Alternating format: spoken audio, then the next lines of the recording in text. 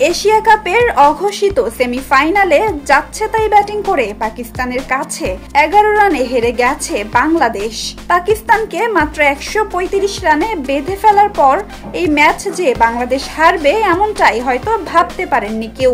তবে শেষ পর্যন্ত ব্যাটিংয়ের চূড়ান্ত বাজে নমুনা দেখিয়ে হারল বাংলাদেশ।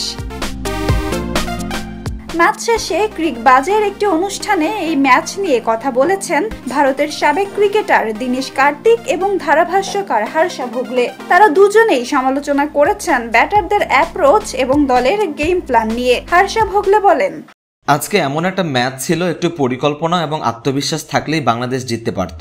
এজন্যই আমি শুরুতে বলছিলাম তাদের কোন খেলোয়াড়টা বলবে আজকে আমার দিন। তাদের কোনো খেলোয়াড়কে এটা বলেছে এমনকি আমি জানি না ম্যাচ জেতার মতো মাইন্ডসেট তাদের ছিল কিনা। ফিল্ডিং ও ক্যাচ মিস সহ অনেক ভুল ছিল বাংলাদেশের। তবে তাওহিদ হৃদয়ের আউটটা দলের মোমেন্টামই পাকিস্তানের দিকে নিয়ে গেছে।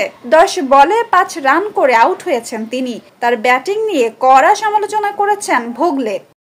আমি যদি ফিল সিমন্স হতাম, কালকে সকালের নাস্তায় আমি তাওহিদ হৃদয়কে জিজ্ঞেস করতাম তুমি কি ওয়ার্ল্ড ক্লাস প্লেয়ার হতে চাও? কারণ তুমি যদি বিশ্বমানের ক্রিকেটার হতে চাও তাহলে তোমার অ্যাপ্রোচ ভিন্নভাবে ব্যাটিং করতে হবে। এদিকে জাকের আলী অনেক করেছেন 9 বলে 5 রান। পুরো টুর্নামেন্ট জুড়েই ব্যর্থ জাকের। পাওয়ার হিটিং কিংবা স্ট্রাইক রোটেশন কোনোটাই দেখা যায়নি তার থেকে। এসব চোখ এড়ায়নি দীনেশ কার্তিকের। জাকের সম্পর্কে তিনি বলেন, জাকের এমন টাইপের ব্যাটার না যে পাওয়ার প্লেতে এসে বোলারদের চার্জ করবে। সত্যি বলতে আজকে সে খুবই বাজে ব্যাটিং করেছে, এমনকি স্পিনারদের বিপক্ষে সে স্ট্রাইক রোটেট পর্যন্ত করতে পারছিল না।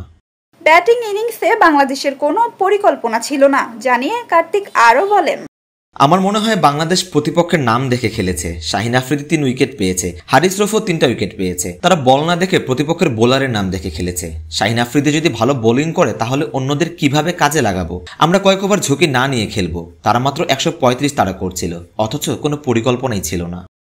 মাত্র 136 রানের লক্ষ্যেও জয় ছিনিয়ে আনতে পারেনি টাইগাররা। সমালোচকদের চোখে তাই এখন বড় প্রশ্ন, দল কি সত্যি লড়াই করার মানসিকতা নিয়েই মাঠে নামে? নাজিফা তাসনিম, ক্রিকেট 97। ওয়ালটন এখন দেশের সীমানা পেরিয়ে পৌঁছে গিয়েছে 50টিরও বেশি দেশে। ওয়ালটন, ঘরে ঘরে বিশ্বজুড়ে।